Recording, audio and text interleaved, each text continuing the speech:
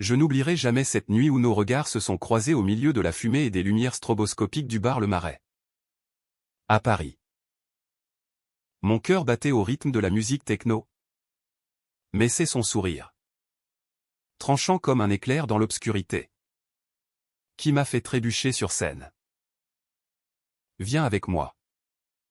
Je t'apprendrai à être un vrai homme, m'a-t-il murmuré plus tard. Et ces mots ont allumé un feu qui allait consumer nos vies. Je m'appelle Julien.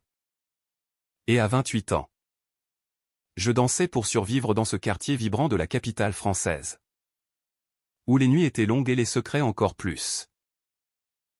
Le Marais, avec ses rues pavées et ses cafés historiques, était mon refuge. Un lieu où l'amour entre hommes n'était pas un tabou, mais une célébration.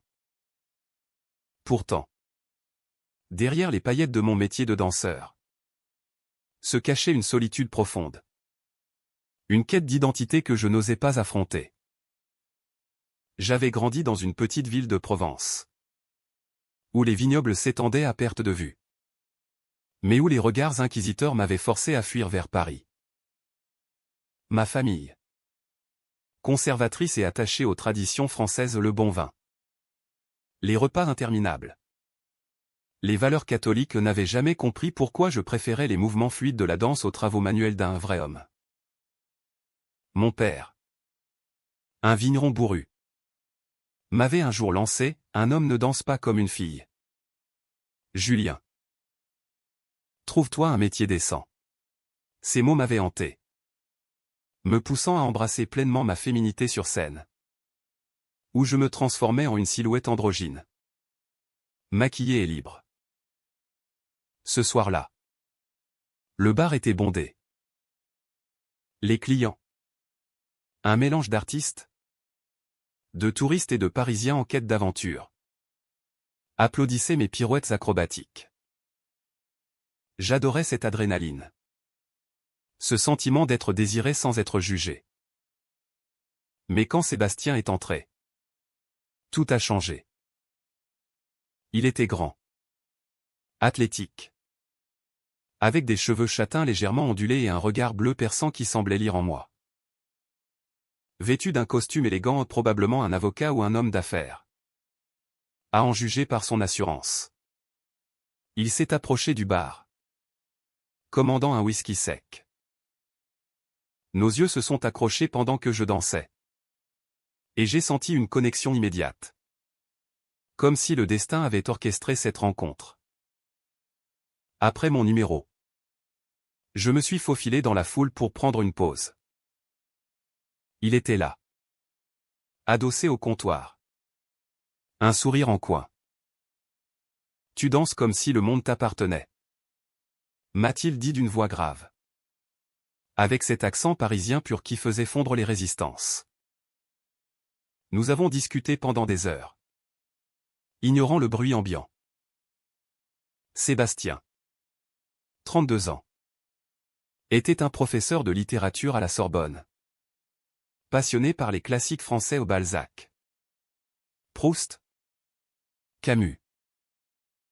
Il parlait de l'existentialisme avec une ferveur qui me captivait. Et pour la première fois, je me sentais vu non pas comme un objet de désir, mais comme une âme. La vie est une série de choix. Julien. Et toi? Tu choisis la liberté sur scène. Mais dehors, es-tu vraiment libre? Ces questions me déstabilisaient, remuant des blessures enfouies.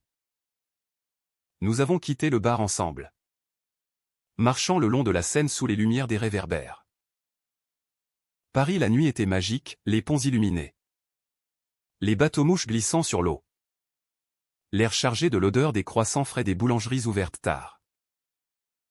Sébastien m'a raconté son enfance dans un quartier bourgeois de la rive gauche, élevé par une mère artiste et un père absent.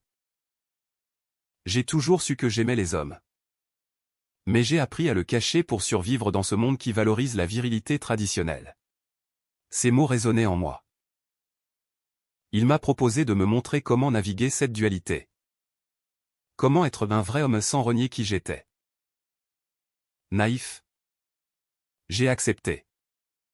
Ignorant que cette promesse cachait des ombres plus sombres.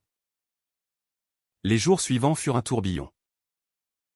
Sébastien m'invita chez lui. Un appartement haussmannien avec vue sur Notre-Dame. Nous passions des soirées à débattre de philosophie autour d'un verre de Bordeaux.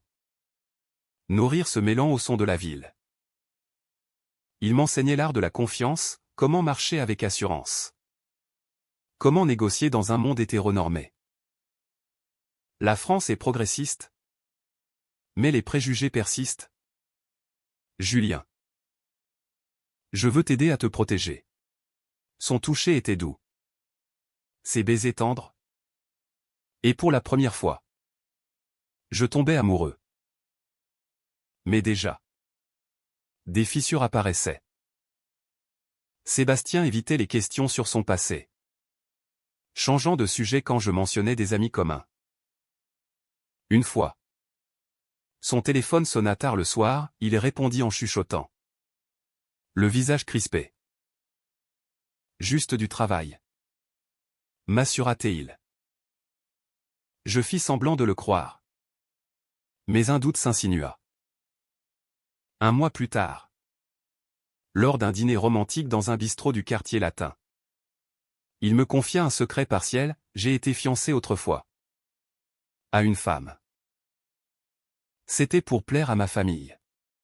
Mon cœur se serra. Était-ce du passé? Il jura que oui. Mais ses yeux fuyants me disaient autrement. Nous rentrâmes chez moi.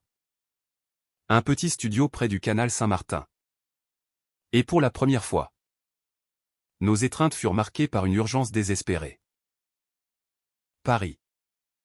Avec ses cafés animés et ses amoureux sur les bancs, semblait nous envelopper dans un cocon illusoire. Pourtant, je sentais venir la tempête. Les semaines s'écoulaient comme un fleuve impétueux, emportant nos doutes dans le courant de la passion. Sébastien devint mon mentor. Mon amant. Mon tout. Il m'emmena à des expositions au Louvre, où nous admirions les sculptures de Rodin. Symbole de désir humain. Regarde le baiser. Julien. C'est nous, deux âmes entrelacées contre le monde. Ces mots étaient poétiques. Imprégnés de cette culture française qui valorise l'amour comme un art. Mais derrière cette façade, je commençais à percevoir des contradictions. Sébastien insistait pour que je modifie mon apparence, essaie une coupe plus courte. Des vêtements plus classiques. Pas pour changer qui tu es, mais pour te fondre dans la société. Était-ce de l'aide ou du contrôle? Je me surprenais à douter. Mais son charisme me retenait.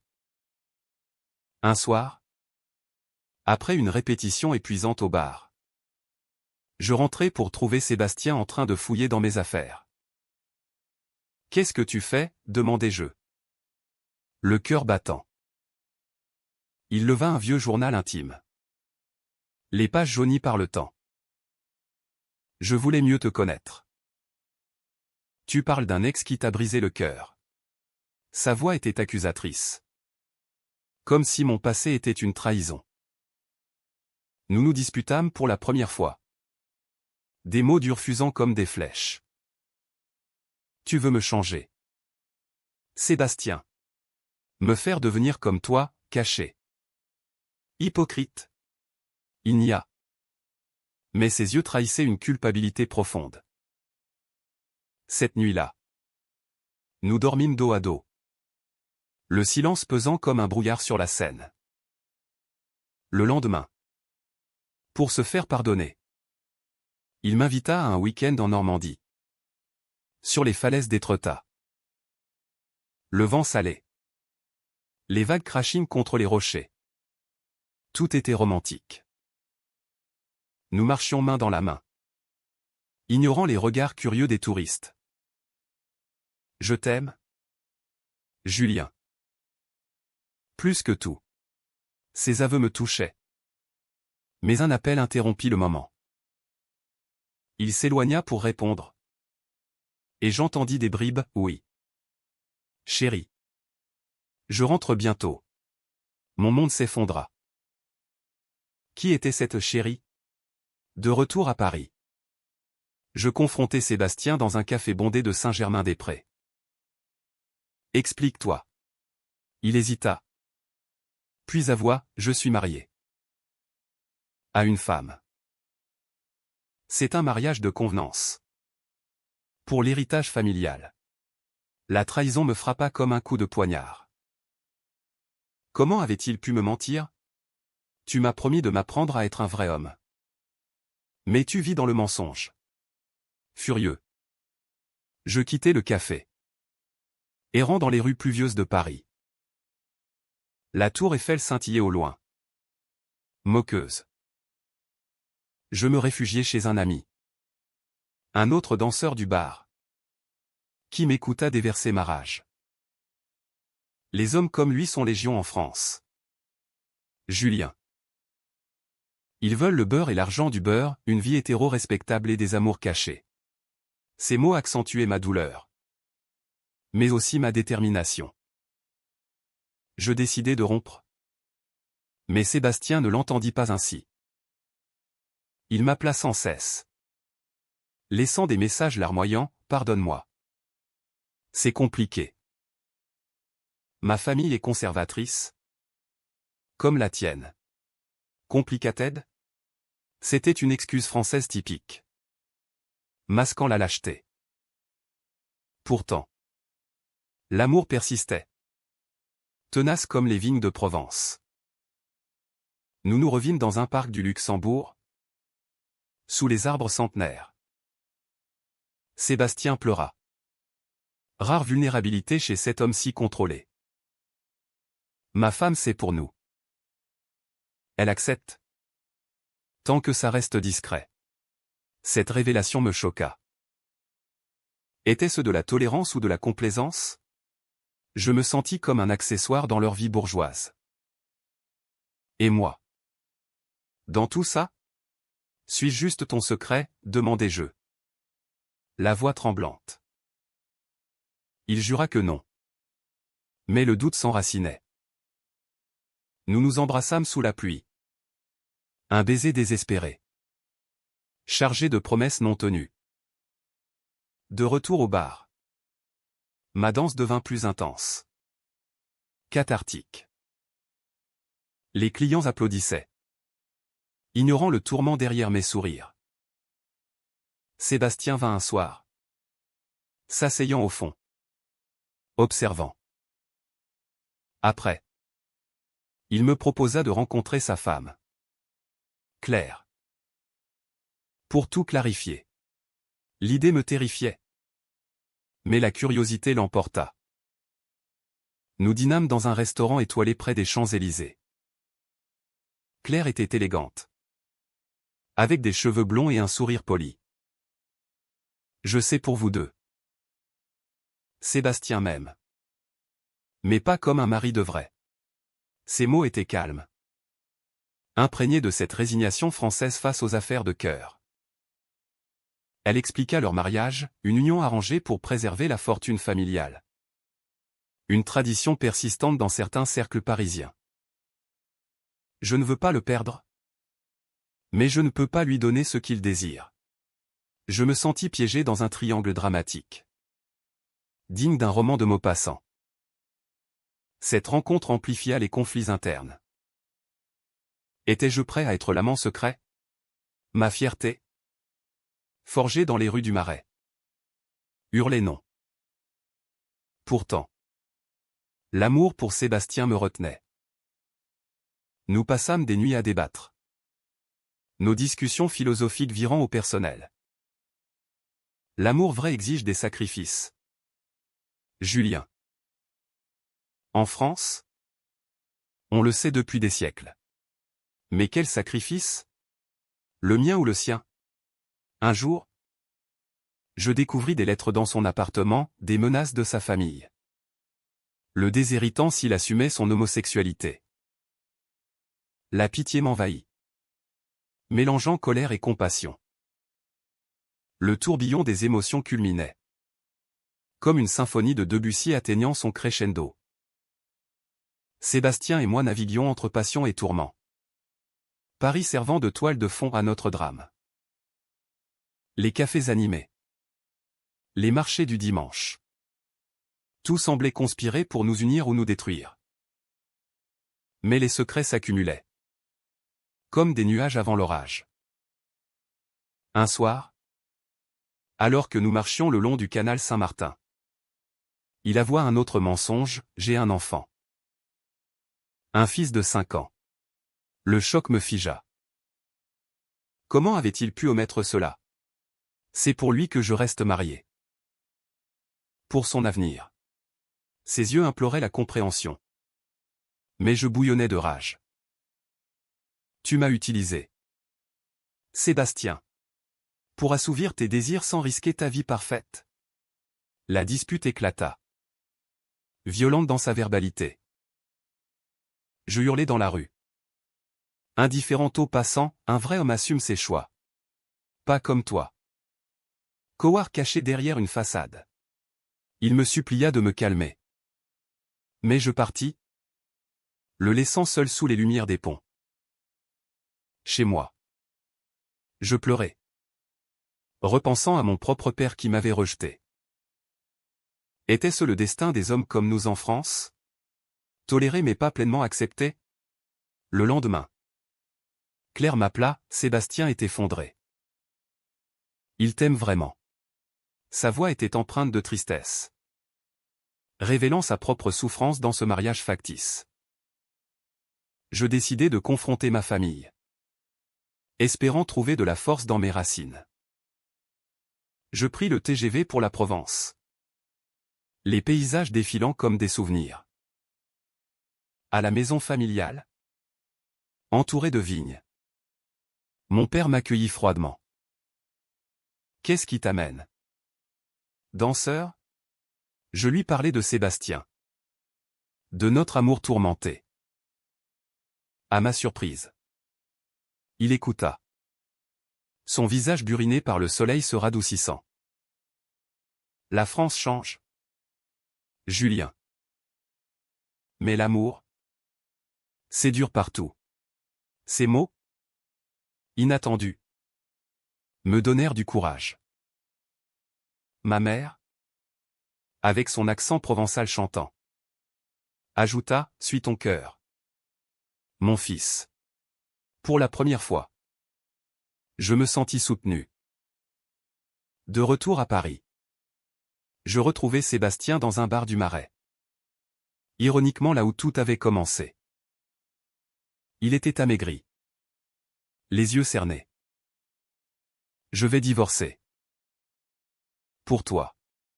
L'annonce me stupéfia. Était-ce vrai? Il expliqua, rencontrer Claire et mon fils t'a fait réaliser mes erreurs. Je ne veux plus vivre dans le mensonge. Nous nous embrassâmes. Mais un doute persistait. Était-ce une impulsion ou une décision mûre? Les jours suivants furent idylliques, promenade au jardin des Tuileries. Dîner romantique. Pourtant. La réalité rattrapa. Sa famille apprit la nouvelle et le coupa financièrement. Ils disent que je déshonore le nom. Confia-t-il. Amer. Le conflit s'intensifia quand son ex-femme, furieuse, menaça de lui enlever la garde de l'enfant. Tu n'es pas un père stable. Avec tes choix, cria-t-elle lors d'une confrontation tendue dans un café. Je me sentis coupable. Comme si j'étais le catalyseur de ce chaos. Sébastien vacilla, peut-être que je devrais reculer. Ces mots me blessèrent profondément. Étais-je pas assez pour qu'il se batte? Cette nuit-là. Seul dans mon studio. Je contemplais le suicide. Les lumières de Paris moquant ma douleur.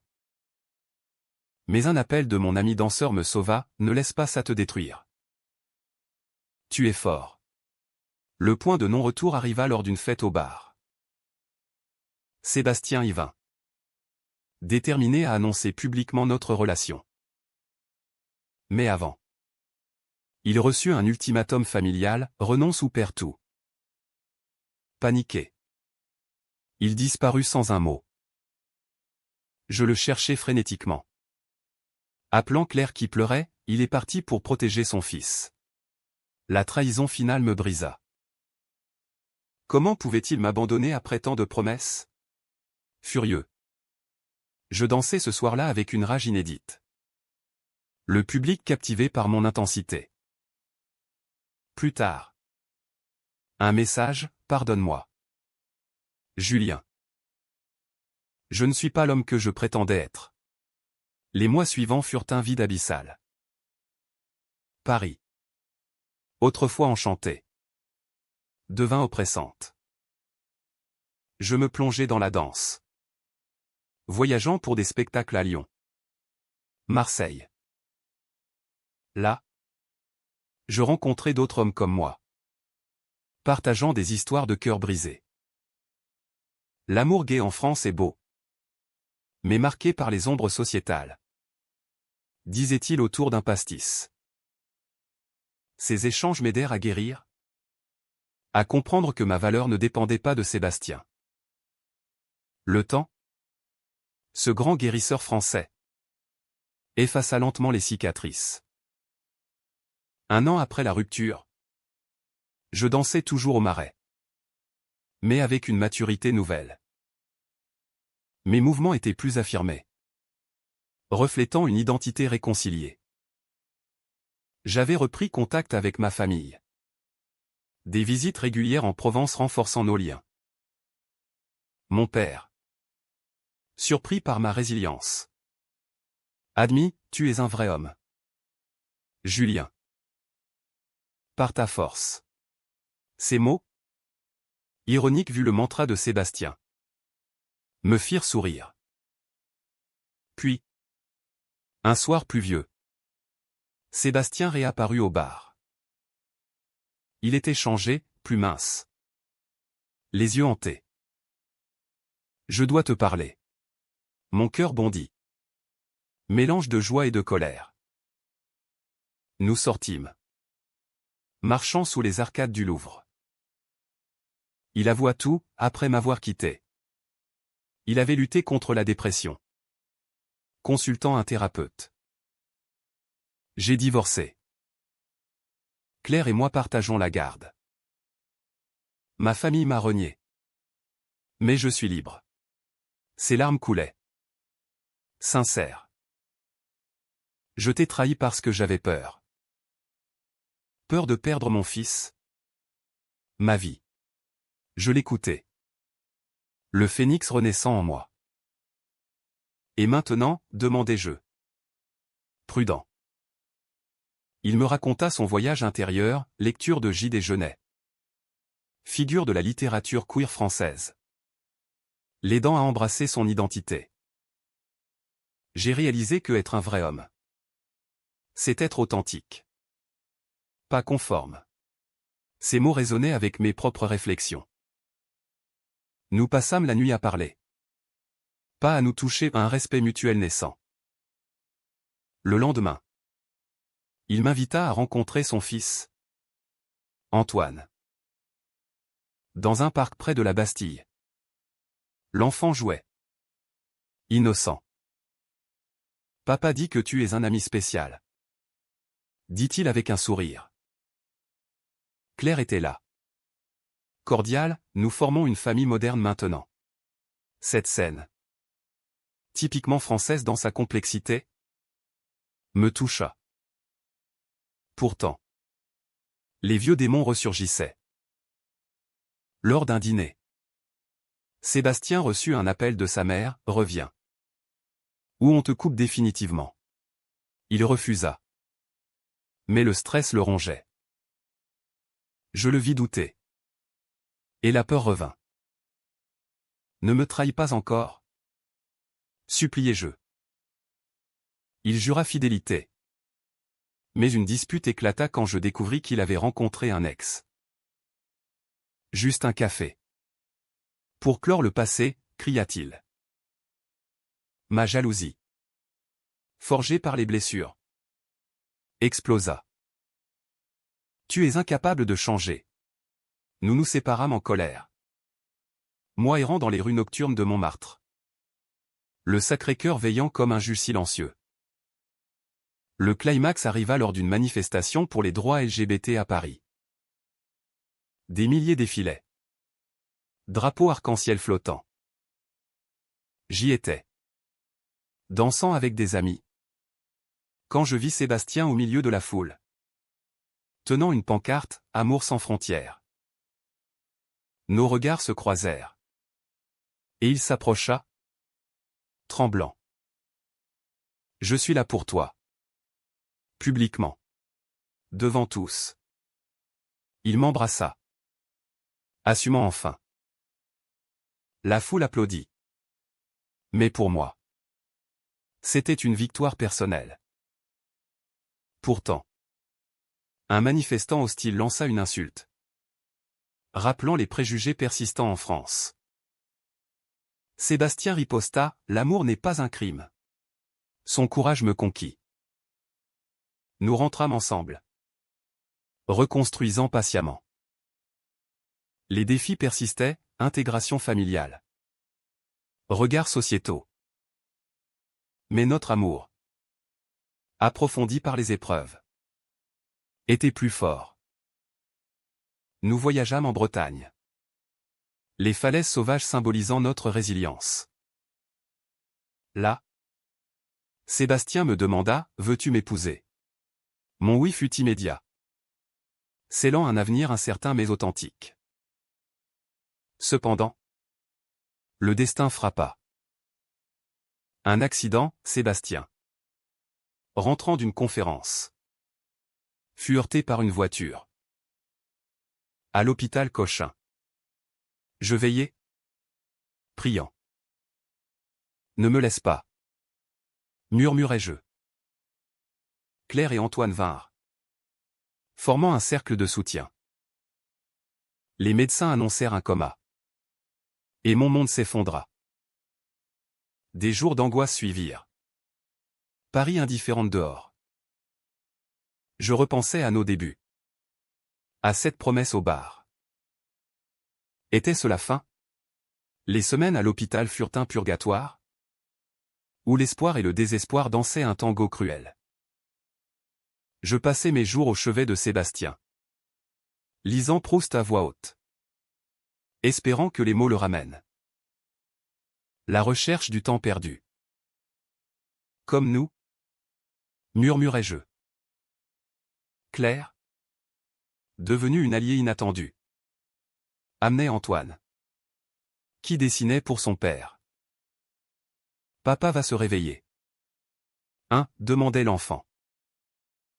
Mon cœur se serrait. Mais je souriais, oui.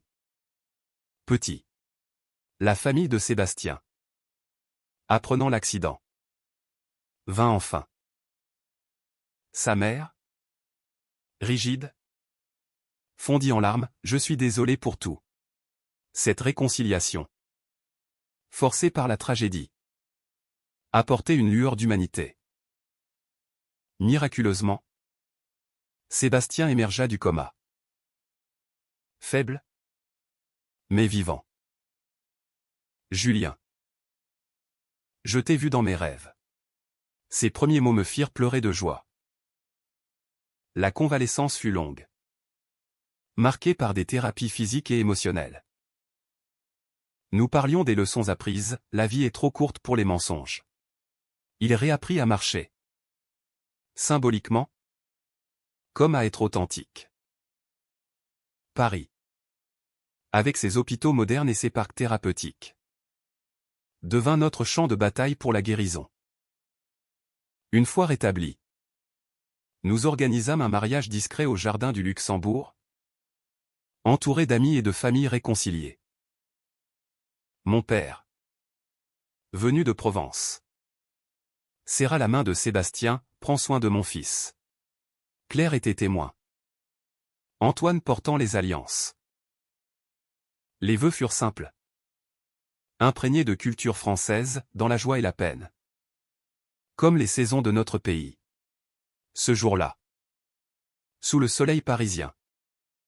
Je réalisais que notre histoire, avec ses trahisons et rédemptions, était un témoignage de résilience. Les années suivantes furent paisibles.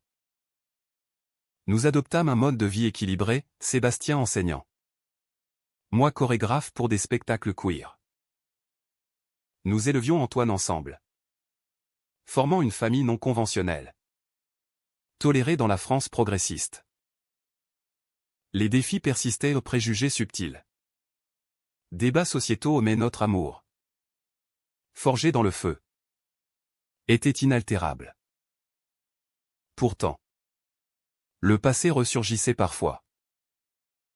Lors d'un anniversaire, Sébastien confia, « Sans toi, je serais resté prisonnier. » Je répondis, « Et sans toi, je n'aurais pas appris que la virilité est dans le cœur, pas dans les apparences. » Notre histoire, riche en émotions, inspirait d'autres, amis partageant leur lutte.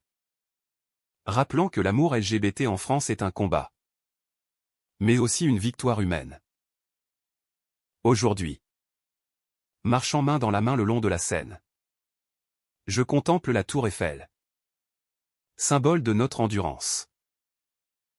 Sébastien m'a appris plus que être un vrai homme, il m'a enseigné l'authenticité, le pardon, l'amour profond. Notre fin n'est pas bi-tragique, mais humaniste, un rappel que même dans les ombres, la lumière triomphe.